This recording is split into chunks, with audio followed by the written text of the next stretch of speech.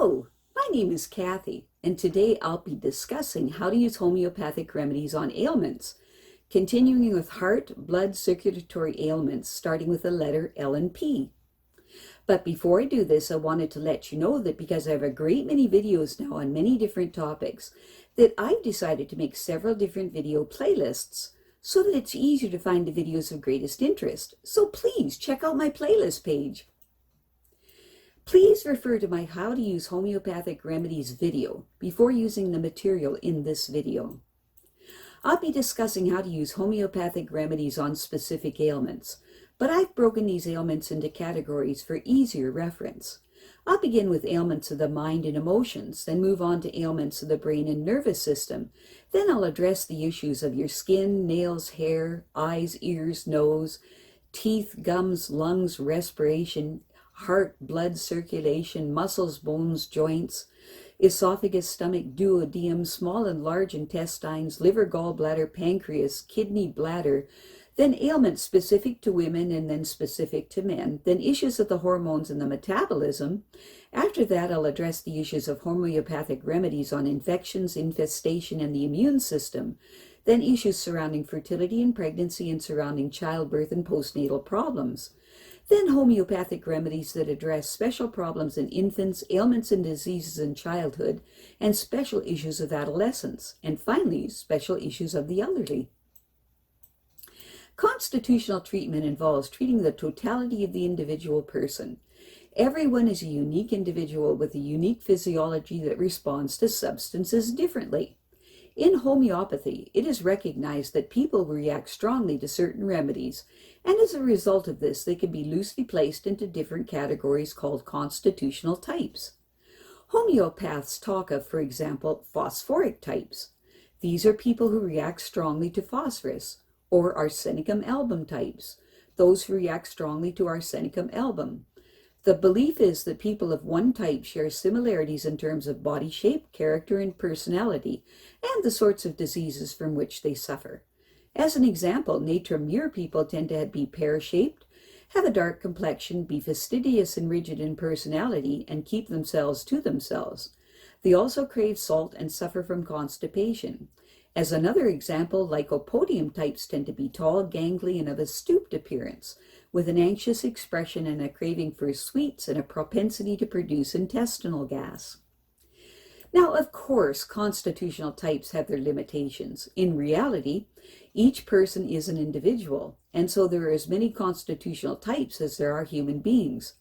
And an account must be taken of the sum total of the person's inherent predispositions, past illnesses, diet, general reactions to the environment, intellectual and emotional features, and general attitude towards life.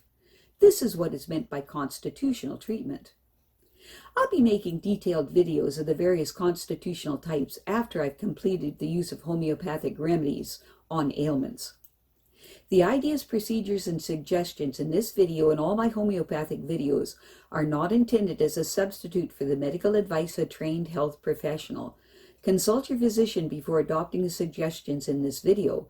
If you're pregnant, do not attempt these techniques without the approval of your physician. So, let us continue with learning how homeopathic treatments can help with heart, blood, and circulatory ailments, starting with the letters L and P. The heart is really two pumps, each composed of an upper and lower chamber and two valves, one between the upper and lower chamber and one at the exit from the lower chamber. The right side of the heart is the less muscular of the two pumps. It receives oxygen-depleted blood from the venous system and sends it to the lungs for oxygenation. The other half, the left side, receives oxygen-rich blood from the lungs and sends it shooting up through the aorta and around the whole body. Branching off the aorta are arteries and arterioles. Their walls are muscular and elastic and are designed to transmit the pumping force of the heart to the farthest reaches of the body.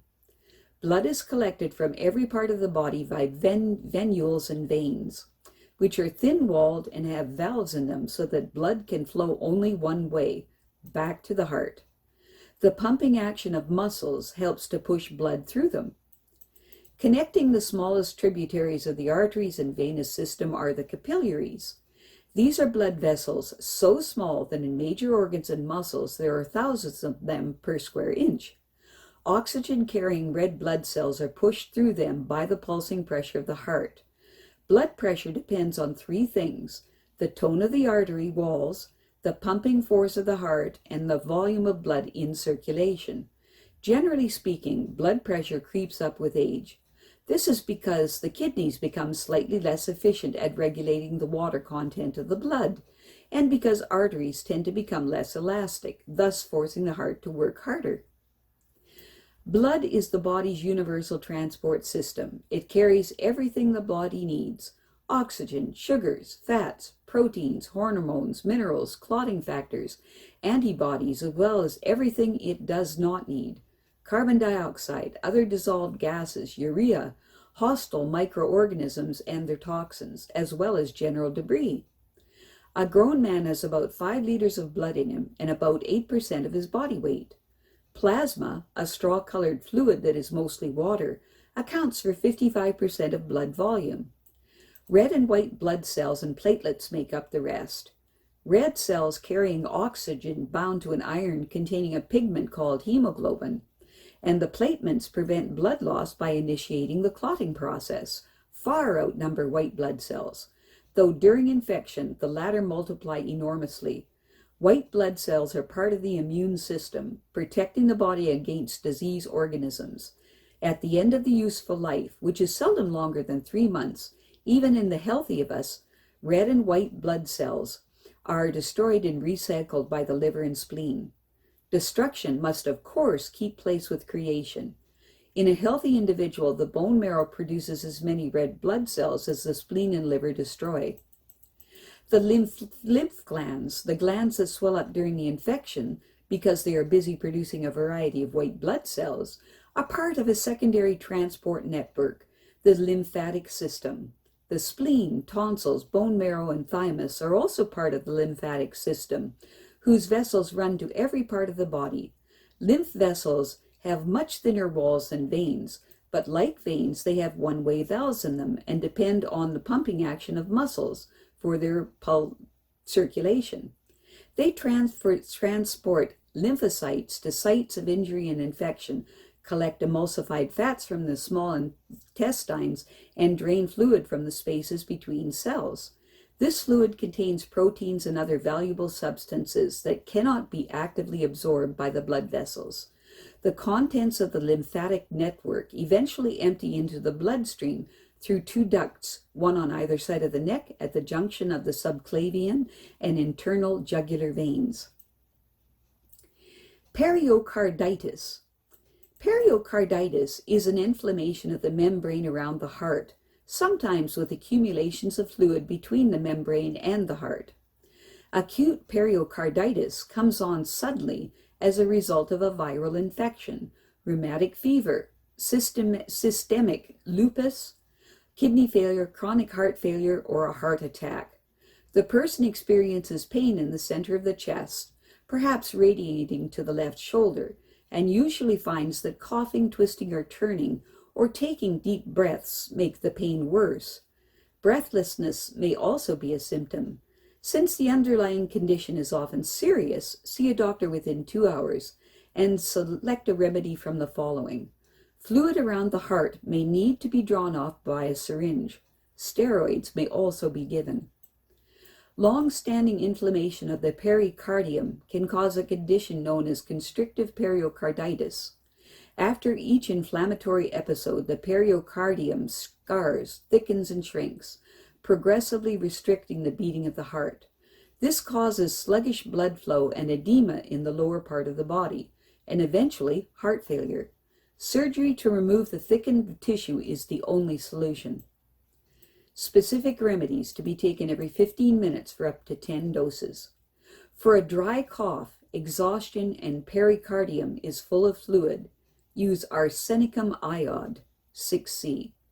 For sharp, stitch-like pains in the center of the chest that are made worse by warmth and the slightest movement, and are alleviated by cold drinks and by lying on the left side, and the person is thirsty, use Bryonia, 30C. For pain that comes on suddenly, is made worse by cold or sudden emotional shock, and the person is afraid of dying, use aconite 30C. For stitch-like pain in the chest, and the pain subsides when lying on the right side with the head raised, use Spigelia 6C. For fluid around the heart and difficulty breathing with dry coughs and the ankles are swollen, use Arsenicum 6C. For sudden onset of pain with severe breathlessness, especially after midnight, and the person looks flushed and hot and fears for his or her life, and feels as if their heart is about to force itself upward out of the chest, use Spongia 6C. For severe pain and heavy tight feeling in the chest with shortness of breath and a thin pulse, and the symptoms are relieved by stooping forward, but made markedly worse by loss of sleep, use Colchicum 6C.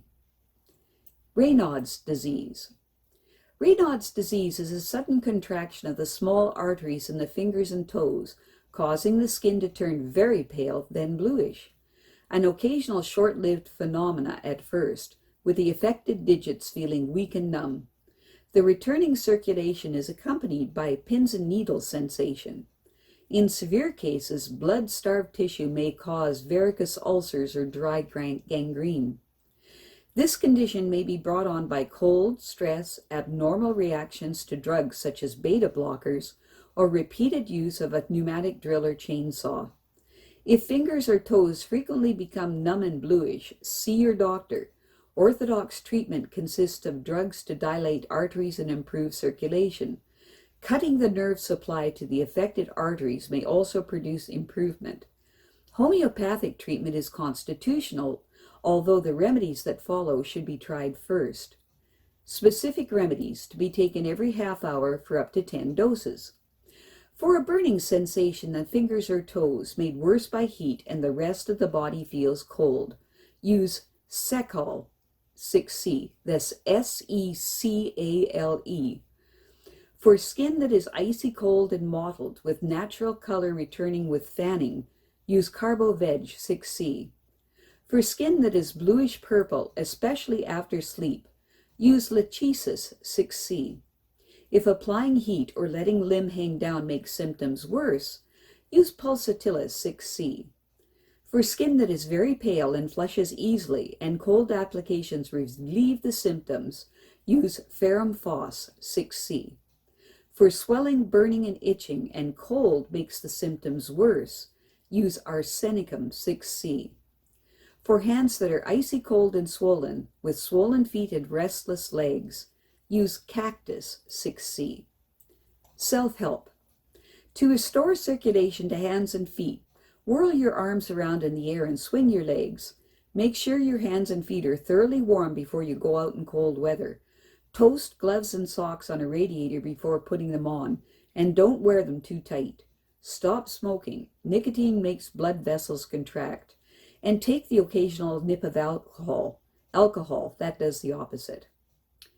I have a great many videos now on many different topics, and so I've decided to make several different video playlists so that it's easy to find the videos of greatest interest. So please check out my playlist page. Well, that's it for now. To stay up to date with my latest videos, make sure to subscribe to this free YouTube channel by clicking the red subscribe button right below this video. Take care.